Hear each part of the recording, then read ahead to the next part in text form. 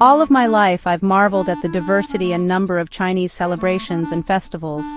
Although from a Chinese background, I'm embarrassed to say, I still struggle to remember which one is which. Each tradition has its roots and origin, some dating back all the way to the beginnings of Chinese civilization. Here are some of the most famous festivals and celebrations of the Chinese tradition. Chinese New Year is a 15-day celebration that marks the beginning of the lunar calendar year.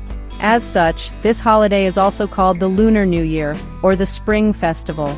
According to legend, this celebration began over 3,000 years ago during the Qing dynasty, 1600 to 1046 BCE. Back then, a beast named Neon, or Year, was said to come out on Lunar New Year's Eve to harm people, destroy their property, and generally serve as a major nuisance. Eventually, the people discovered that Neon feared the color red, loud sounds, and fire. This is the reason why the color red and loud firecrackers are so prevalent during this holiday. Nowadays, with the beast Neon taken care of, the entire family gathers together for a feast of epic proportions. Festivities include fireworks, dragon dances, spending quality time with family and friends, feasting on scrumptious Chinese treats, the giving of red envelopes filled with cash, hongbao, and decorating windows and doors with red paper-cut couplets. Also on this day, families get together to make and enjoy dumplings. Most people today associate dumplings with wealth and fortune, since they resemble the shape of ancient silver and gold ingots. The Moon Festival is the greatest holiday of the Chinese autumnal season, when the moon is biggest and roundest, and families gather together Thanksgiving style. Just replace the turkey with some mooncakes, light up some lanterns and fireworks, and enjoy time with family. Moon watching is a must if the skies are clear. There are several stories associated with this festival. One is the legend of the Chinese moon goddess Chang'e. To make a long story short, her husband found some immortality elixir. Chang'e grew impatient and drank the entire bottle and ended up flying to the moon with only a jade rabbit to keep her company. Another story claims that the festival was actually inspired by an uprising against the Mongol rulers of the Yuan dynasty, 1280 to 1368 CE. During that time, group gatherings were banned to prevent potential uprisings. However, one rebel advisor, Liu Bowen, noticed that Mongols never ate mooncakes. He devised a plan to get permission to distribute thousands of mooncakes to Chinese residents in the city on the night of the Moon Festival, ostensibly to celebrate the emperor's longevity.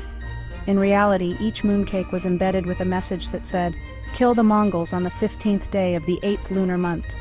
Thus, a coordinated attack overthrew the government that night and established the Ming dynasty, 1368 to 1644 CE, under rebel leader Zhu Yuanzhang. Mooncakes attained national snack food status for the festival ever afterwards. The Lantern Festival marks the end of Chinese New Year celebrations, on the 15th day of the new lunar year. On this day, families gather to eat food, decorate lanterns, and then release their mini hot air balloons into the sky. The origin of this festival dates back to the Han Dynasty, when Buddhist monks would hang lanterns on the 15th day of the lunar year in honor of the Buddha. This custom was observed by the general population and later spread throughout China and East Asia. The more recent addition of the sky-floating lanterns is said to have come from the brilliant tactician Zhuge Liang, who first used one of these floating lights to signal for reinforcements during a battle when his army was surrounded. Today, however, these lanterns are more of a symbol of the harmony between our world and the divine as they float ever closer to the heavens. A special snack to eat during this festival would be the small glutinous rice balls called tang yuan. Shaped into perfect little spheres of joy and then boiled, these tasty treats are filled with fruit, nuts, or sesame and symbolize wholeness and family unity.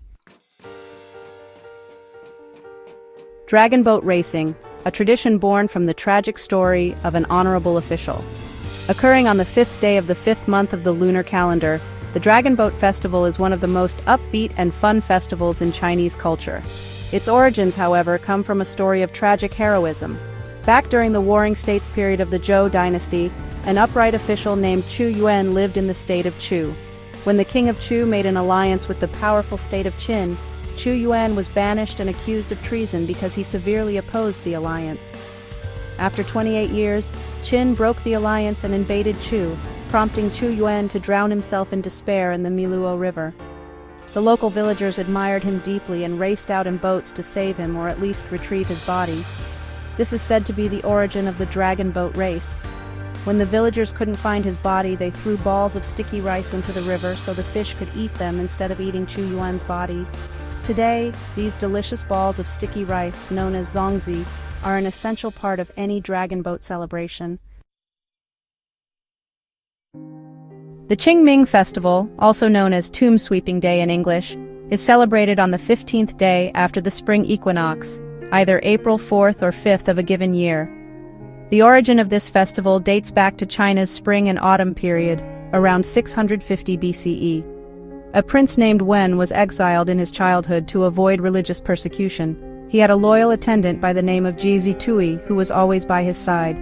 19 years later, Prince Wen successfully returned home and succeeded the throne. He rewarded his many attendants who remained by his side, with one exception, his most loyal attendant, Jie Zitui. Jie Zitui chose to silently live in a remote mountain and not ask for any rewards. When Emperor Wen finally felt guilty for his actions, he went to the mountain to find Jie Zitui. When Jie refused to see him, Emperor Wen set fire to the mountain to coax him into coming down. Jie, however, still did not come down, and he hugged a willow tree until his death. Emperor Wen felt so full of regret that he decided, in order to commemorate his former loyal attendant, he would set this day as the Hanshi Festival, which is now known today as the Qing Festival. On this day, families would get together and pay respects to their ancestors. People would sweep the tombs, remove any weeds, and lay fresh soil to the graves. Other activities include offering wine or food, burning incense, and offering or burning joss paper, also known as spirit money. In modern China, where traditional culture and beliefs have been eroded by decades of communism, this festival was banned for its promotion of traditional values. Only in 2008 was the ban lifted, allowing people to once again pay their respects to the past. Chrysanthemums, thought to have healing properties, are the traditional flowers of the Double Ninth Festival. This festival has two other names, the Chongyang Festival and the Senior Citizens Festival. This holiday is a tradition for maintaining good health and vibrancy, while also taking the time to visit the great outdoors in the crisp fall weather. Various sources trace this holiday to the story of Huan Jing, a man who believed a pestilence was coming on the 9th day of the 9th lunar month. The book I Ching considered the number 9 to be a yang number in the theory of yin and yang, and the 9th day of the 9th lunar month was a potentially dangerous date because of excess yang energy. To avoid disaster, he told his family members to climb a hill with juyu or dogwood, sprigs, and drink chrysanthemum wine. Dogwood, with its strong fragrance, was said to drive away evil spirits. Chrysanthemum blossoms promoted longevity. Both plants were said to have cleansing qualities and the ability to cure illnesses. The family obeyed and did not return to the village until evening, when they found all their livestock dead. Huan Jing found out from his teacher, a cultivating Taoist, that the animals had died in place of his family. Following in the footsteps of Huan Jing, on this day people drink chrysanthemum tea and search for the nearest mountain to climb. If there's no mountain nearby, you can always eat some Chongyang cakes instead, since the Chinese character for cake, gao, is a homophone for height. In conclusion, Chinese festivals are a vibrant and integral part of the culture, each with its unique traditions and celebrations. From the joyous celebrations of the Chinese New Year to the reflective moments of the Qingming Festival, these festivals offer a glimpse into the soul of Chinese heritage. We hope you enjoyed this journey through the magic of Chinese festivals. Don't forget to subscribe to our channel for more fascinating insights into cultures around the world.